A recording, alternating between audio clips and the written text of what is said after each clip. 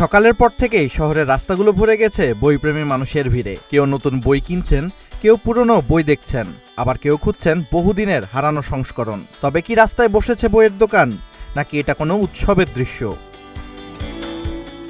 নেদারল্যান্ডসের ডেভেন্টার শহরে বসেছে ইউরোপের সবচেয়ে বড় বইয়ের বাজারের ৩৬তম আসর। শহরের ঐতিহাসিক কেন্দ্র জুড়ে খোলা আকাশের নিচে ৬ কিলোমিটারেরও বেশি এলাকা নিয়ে বসেছে এই বাজার।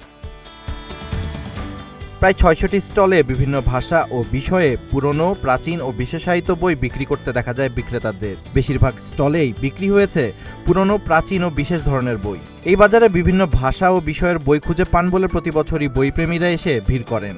এবারের ভিড়ও ছিল চোখে পড়ার মতো। ডেভেন্টার বুক মার্কেটের বিপণন প্রধান মাইক জানান, এই আয়োজন অনেক বছর ধরে সফলভাবে চলছে। তার ভাষ্যমতে প্রতি বছর প্রায় ১ লাখ মানুষ এই বইয়ের বাজারে আসেন। এই বছর বাজারের সঙ্গে ৪ দিনব্যাপী উডওয়ার্ড ডে ফেস্টিভ্যালও চলছে। সেখানে লেখক আড্ডা, কর্মশালা, প্রদর্শনী এবং শিশুদের জন্য নানা আয়োজন রয়েছে। ডিজিটাল যুগে যখন অনেকেই মোবাইল ও ইবুকের দিকে ঝুঁকছেন, তখন পুরনো বইয়ের জন্য কিছু বইপ্রেমী মানুষ বাঁচিয়ে রেখেছেন এই ধরনের আয়োজন।